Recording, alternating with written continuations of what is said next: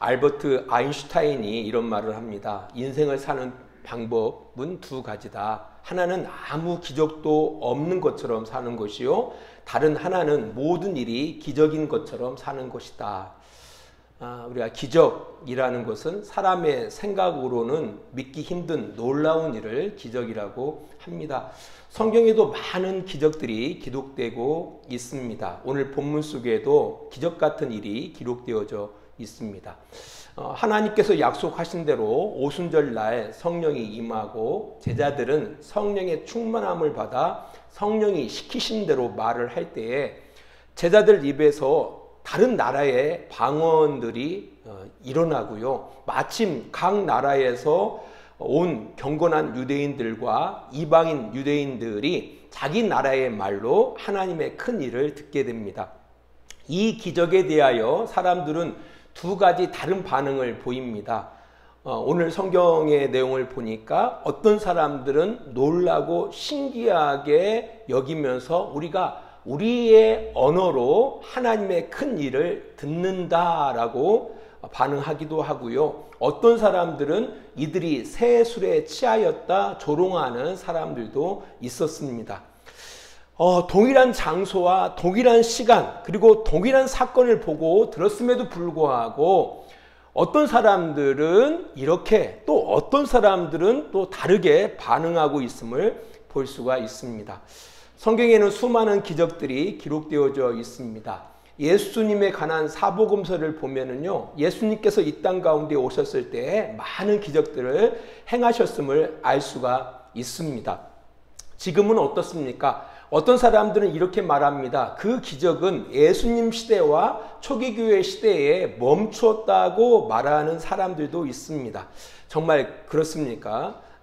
그러나 그렇지 않죠. 왜냐하면 지금도 사람 생각으로는 도저히 믿지 못하는 많은 그런 기적들이 일어나고 있다라는 겁니다. 특히 기독교에 입문하는 수없이 많은 사람들의 간증을 들어보면은 기적은 멈춘 것이 아니라 지금도 일어나고 있다라고 말할 수밖에 없습니다. 그러나 성경에서 말하는 기적은 약간 성격이 다릅니다. 하나님께서는 당신의 백성을 구원하기 위해서 그들의 인생 가운데 개입하셔서 일을 행하십니다. 그래서 때로는 그 기적을 행하시는데요. 그 기적 안에 메시지가 있습니다. 하나님의 메시지가 있다라는 겁니다. 그래서 그 기적을 우리는 성경에서는 표적, 이적이라고 말한다라는 겁니다. 그러니까 기적 그 자체에 목적이 있는 것이 아니라 그 기적을 통해서 전달하고자 하는 하나님의 메시지가 있다라는 겁니다. 지금도 수없이 많은 기독교인들은 기적을 기도합니다. 그리고 기적이 일어난다라는 곳을 찾습니다. 그러나 그것은 하나님의 의도하고는 거리가 멀다라는 것을 알 수 있습니다. 하나님은 기적 그 자체가 아니라 그 기적 안에 하나님의 메시지를 담아서 전달한다라는 겁니다. 요한복음 6장 26절을 바라보니까 예수님께서 이렇게 말씀하셔요. 내가 진실로 진실로 너에게 이르노니 너희가 나를 찾는 까닭은 표적을 본 까닭이 아니요 떡을 먹고 배부른 까닭이로다 라고 말씀합니다. 예수님께서 보리떡 5개와 물고기 2마리로 5,000명을 먹이십니다. 그리고 7 강주리를 남기신 이후에 많은 사람들이 예수님을 따라요. 왜? 그 기적을 보고서 예수님만 따라다니면은 배 고프지 않겠다라고 생각했다라는 겁니다. 지금 시대하고는 달라요. 그 당시에는 이 배고픔이 가장 중요한 문제였어요. 먹는 것이. 지금은 먹는 문제는 해결되어지지 않았습니까? 아무튼 그들은 어떤 그 표징, 그 일을 통해서 예수가 하나님이 보내신 메시아다라는데 그 메시지에 관심이 없고 단순히 먹고 배부른 까닭에 그 예수님을 쫓았다라고 성경은 이야기하고 있다라는 겁니다. 그래서 성경에서 말하는 기적은 거의 표징 아니면 이적이라고 생각하시면 되는 겁니다. 이게 표징이라는 것은 어떤 사건이나 사물이나 현상을 통해서 그 안에 심오한 의미를 전달하고자 할 때 그것을 표징이라고 말하는 겁니다. 그래서 성경에 보면은 예수님이 행하신 그런 기적들에 대해서 표적, 이적이라고 표현하고 있는 겁니다. 우리가 생각하는 기적하고는 달라요. 표적, 이적. 그러니까 거기 안에 뭐가 있다고요? 메시지가 있다라는 겁니다. 우리는 정말 가끔이죠. 하나님의 간섭 속에서 우리가 생각할 수 없는 일을 경험할 때가 많이 있다라는 겁니다. 많이 있어요. 그러니까 각각의 경우에는 특별하게 한두 번 경험들은 다 갖고 있거든요. 근데 이제 성도들 여러의 이야기를 듣다 보면은 참 많이 우리들의 일상 가운데 하나님이 간섭하셔서 우리가 생각할 수 없는 그런 기적들을 행하신다라는 것을 알 수가 있다라는 겁니다. 중요한 것은 여기서 메시지를 우리가 발견하지 못하면은 의미가 없어요, 오히려. 그래서 메시지를 발견하는 게 중요해요. 하나님께서 그 기적, 그들이 신기해하고 놀랍게 여기는 그 안에 뭘 담고 있다고요? 하나님의 메시지를 담고 있다라는 겁니다. 오늘 본문 오순절 성령 강림으로 인하여 일어났던 기적 속에 그렇다면 하나님의 어떤 그런 본질적인 메시지가 있었을까 그걸 찾아보기를 원합니다. 오늘 본문 2장 14절입니다. 이 일을 너희로 알게 할 것이니 내 말에 귀를 기울이라. 여기서 말은 우리가 뭐 한국어에서 말은 그냥 단순히 말이라고 하죠. 우리가 말할 때 말을 말하는 거예요. 그지만 헬라어에서는 약간 달라요. 헬라어에서는 말을 여러 가지 단어로 표현을 해요. 여기 특별히 베드로가 내 말에 귀를 기울이라고 할 때 이 말은 헬라어에서 레마라고 해요. 레마. 우리가 말하는 이 말을 로고스라고 해요. 로고스. 그리고 베드로가 내 말에 귀를 기울이라라고 할 때 이 말은 레마라고 하는 거예요. 레마. 이 레마는 어떤 뜻을 갖고 있냐면은 그 앞에 사건에 대한 해석이라는 거예요. 사건. 그래서 다시 한번 본문을 보면은 이 일을 어떤 일? 성령 강림 때에 제자들에게 임했던 각 나라의 방언으로 하나님의 큰 일을 말하는 이 일에 대해서 내 말을 귀를 기울이라. 내가 해석해 주겠다라는 거예요. 이 기적에 대해서 내가 해석해 주겠다라고 말하는 거예요. 그러니까 전혀 다른 얘기예요. 그냥 말이 아니라 어떤 사건에 대해서 해석을 말할 테니까 내 말에 귀를 기울이라라고 말씀하고 있다는 겁니다. 그러면서 첫 번째 반응했던 사람들 있죠. 이들이 새 술에 취해서 이들이 술주정하고 있다라고 여겼던 사람들을 향해서 이렇게 말합니다. 오늘 본문 15절입니다. 제가 읽어드릴게요. 때가 제3신이 너희 생각과 같이 이 사람들이 취한 것이 아니라. 여기서 유대의 시간 개념에서 제3시라는 건 지금의 아침 9시예요. 그러니까 아침 9시부터 술을 먹고 취하지는 않거든요. 그래서 이 사람들이 술에 취해서 술주정하는 것이 아니다 라고 이야기하고 있습니다. 네. 그러면서 이제 본격적으로 이 사건에 대해서 이렇게 설명합니다.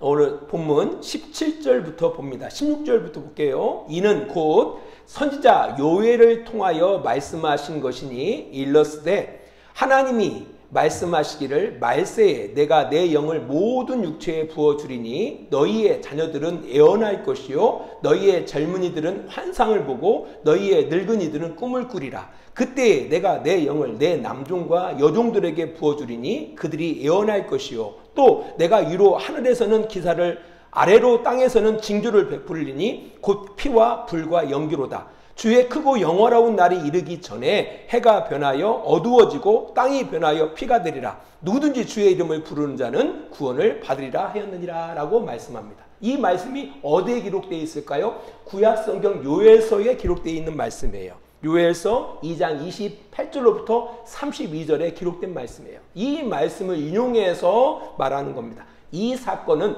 이 사건을 이룬 말씀이다라는 거예요. 다시 한번 좀 잠깐 말씀을 훑어보기를 원합니다. 말세라는 건 마지막 때를 이야기하죠.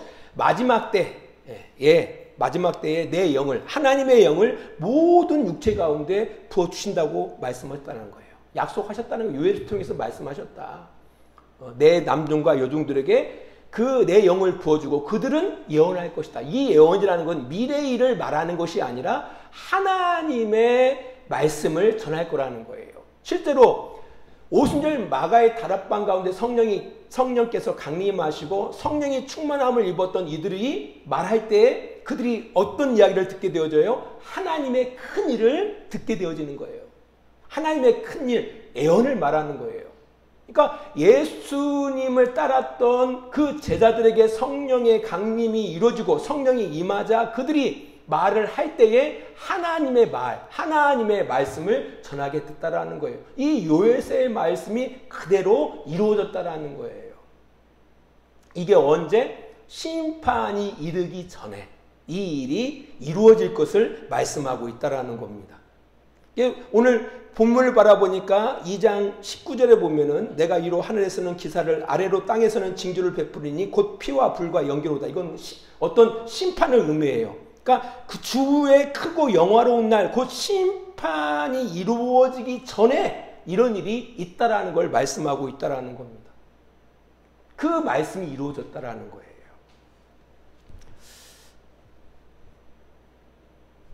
사실 예수님께서도 그가 승천하시기 이전에 말씀하시죠. 그가 올라가셔서 하나님이 약속하신 것을 너에게 보낼 때까지 예루살렘을 떠나지 말고 기다리라고 말씀하셔요. 그리고 그가 승천하신 이후에 하나님으로부터 성령을 받아서 각각 믿는 모든 사람들에게 성령을 부어주시기 시작하셨다라는 겁니다. 그 말씀을 이야기하고 있다는 거예요. 그 말씀을 말씀하고 있다라는 겁니다. 그 말씀을 이룬 표징이라는 거죠. 이 기적이.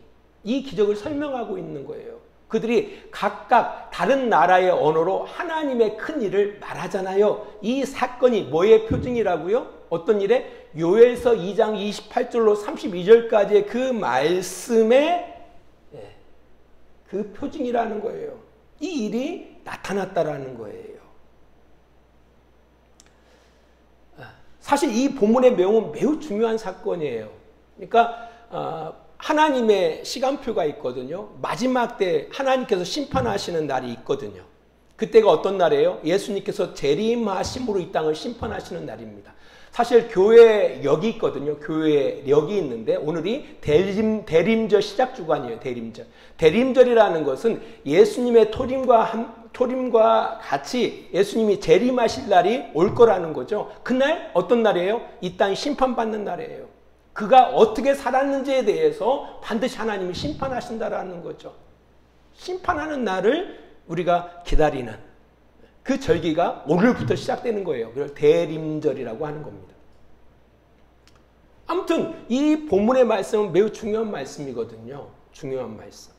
모든 성도들이 인지해야 할 내용이지만 사실 이 말씀을 우리가 그렇구나라고 받아들이라는 것은 만만하지 않다라는 겁니다. 그렇지만 그 당시 유대교인들, 경건한 유대인들이나 유대계에 들어온 이방인들에게는 매우 익숙한 말씀이에요. 이 말씀을 베드로가 설교했을 때, 말씀을 이 내 말을 행했을 때 그들은 그렇구나 이해를 했을 거예요. 다.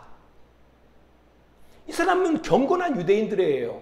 또 이방인들 가운데 하나님을 믿고 경건하게 살고자 사는 사람들이었거든요. 그래서 엄청난 먼 거리를 걸어서 아니면 낙타를 타고 말을 타고 오순절을 지키기 위해서, 오순절이 하루 지키는 것이 아니에요. 일주일을 지키는 거예요. 일주일을 지키기 위해서 그 먼 거리를 마다하지 않고 찾아온 사람들이거든요. 이게 당연히 이 성경의 이 예언의 말씀들을 이들은 이미 머릿속에 담고 사는 사람들이에요. 이들 모두들은 어떤 유료를 기다리고 있었냐면은 하나님께서 메시아를 통해서 유로해 주실 것이다라는 것을 기다리고 경건하게 살고 있는 사람들이었다라는 거죠. 그들에게는 이 말씀이 아주 익숙했을 거라는 거예요. 그러니까 그렇구나라고 그들은 머리를 끄덕끄덕 했을 거라는 겁니다. 그럼에도 불구하고 여전히 오순절을 지키고 있지만 그 자리에는 있었지만 하나님의 뜻대로 사는 일에 대해서는 전혀 관심이 없는 그냥 전통에 사로잡혀서 그 자리에 온 사람들에게는 아마 전혀 들려지지 않았을 거예요. 지금도 그렇다라는 겁니다. 지금도 그래요. 우리들의 일상 속에서 하나님은 찾아오시거든요. 찾아오셔서 우리가 생각할 수 없는 그런 기적과 같은 일을 행하신다라는 겁니다. 그 안에 메시지를 담으셔요.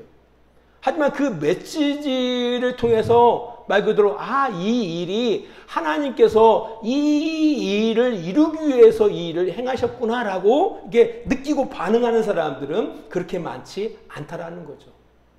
그나마 하나님 앞에서 경건하게 살고자 하는 사람들은 그 하나님의 그 일을 통해서 전달하고자 하는 메시지를 듣지만 그냥 전통적으로 아니면 단순히 종교적인 어떤 접근에만 만족하고 있는 사람들에게는 전혀 그 말씀이 들려지지 않는다라는 겁니다. 사실 우리가 살아가는 하루하루의 일상은 사실 어떤 사람들에게는 기적과 같은 하루이죠. 그렇지 않습니까? 나이가 들어서 이제 무릎이 다 이제 녹아져서 걷는 것 그 자체가 힘든 사람들에게는요, 젊은 사람들의 그 자유롭게 걷고 뛰고 하는 모습을 바라보면서 나도 옛날에 저런 때가 있었는데 라고 생각하면서 그 모습이 기적처럼 보일 거예요. 기적처럼 보일 거예요. 아니, 뭐 젊은 사람들이 그렇게 자유롭게 걷고 뛰고 하는 모습이 그렇지 못한 다른 젊은 사람들에게는 기적으로 보일 거라는 거예요. 아마 그의 부모는 자식이 마음껏 걷고 마음껏 뛰기를 위해서 하나님 앞에 구할 거예요. 하나님, 한 번이라도 걷기를 원합니다. 내 자식이. 한 번이라도 저렇게 뛰기를 원합니다. 소원이 없습니다라고 기도할 겁니다. 기적을 구하는 거죠. 어떻게 보면 우리가 걷고 이렇게 뛰는 것이 다른 사람에게는 기적처럼 보일 거예요. 기적과 같은 일이죠. 예. 그러나 중요한 것은 너무나 많은 사람들이 그 안에 그것이 기적인 줄 모른다라는 거죠. 그냥 일상, 당연한 것으로 여긴다라는 거예요. 그 안에 뭐가 있어요? 예, 메시지가 있는 거예요. 그래서 우리에게 주어지는 이 하루하루의 일상을 소중하게 살아가야 돼요. 그냥 살아가서는 안 된다라는 겁니다. 그러기 위해서는 우리가 경건한 삶을 살기 위해서 노력하셔야 돼요. 거기에 관심을 갖고 살아가야 한다라는 겁니다. 우리가 그냥 사는 게 아니에요.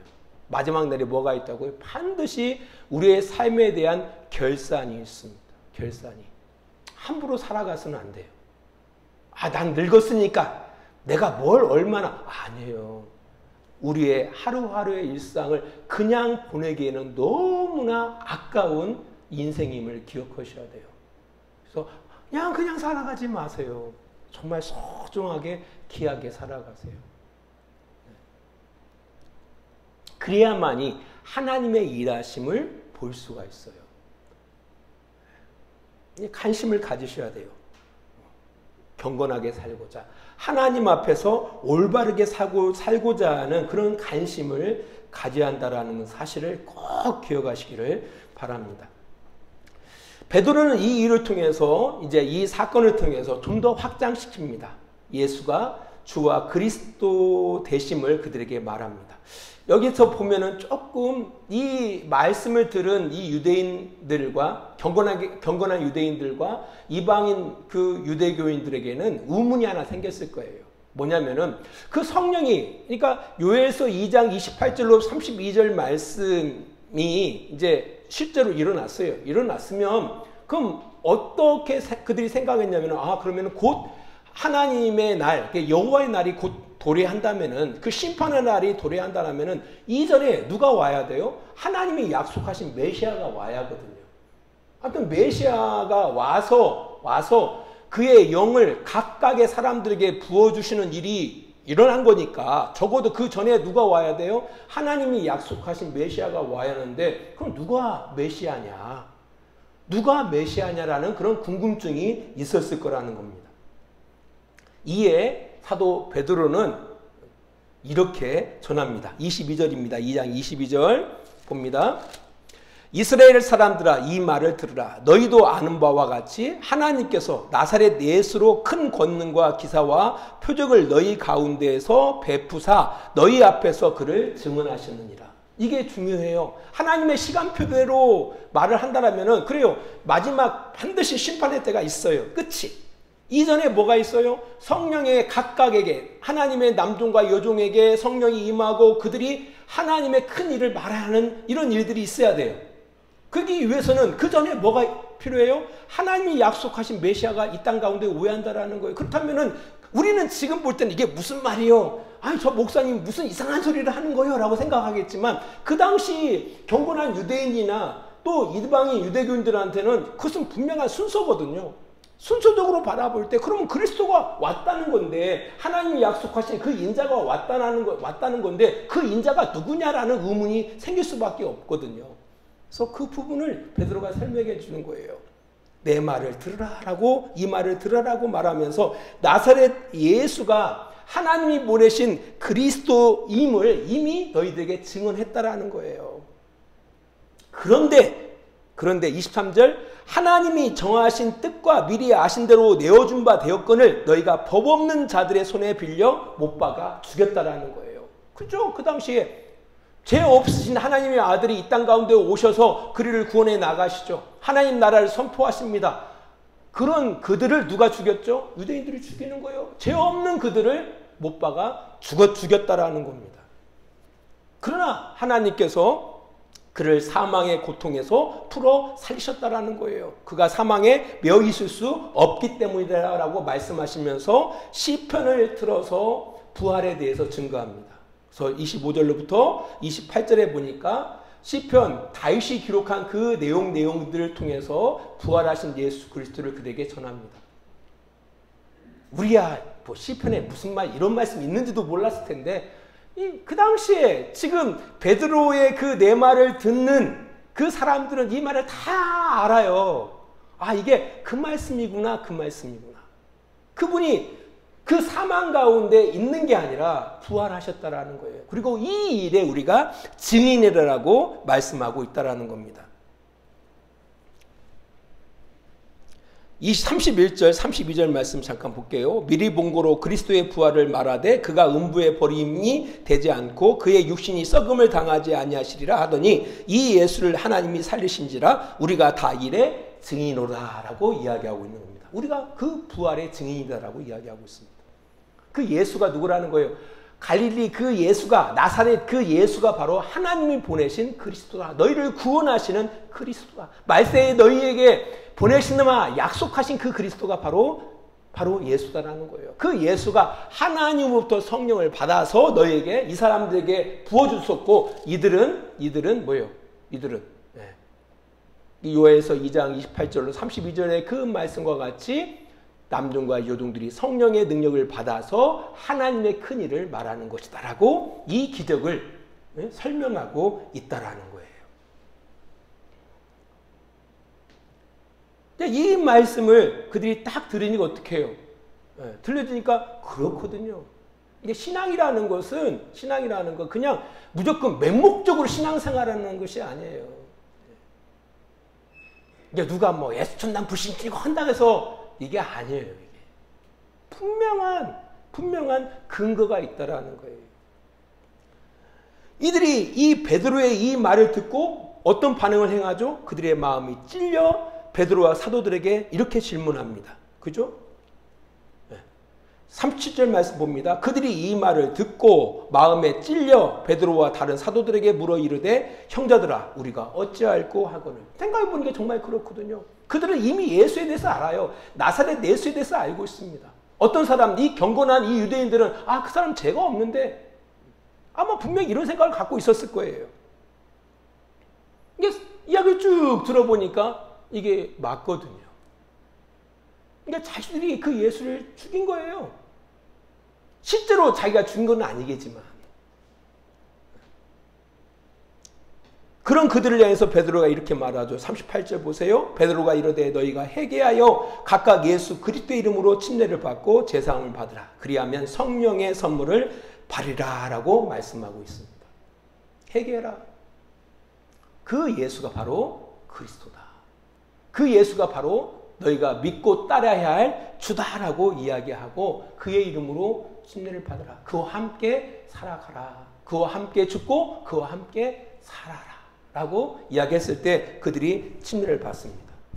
그날의 수가 3천이나 더하더라라고 41절은 이야기하고 있습니다. 41절 보세요. 그 말을 받은 사람들이 침례를 받음에 이날의 신도의 수가 3천이나 더하더라라고 말씀하고 있습니다.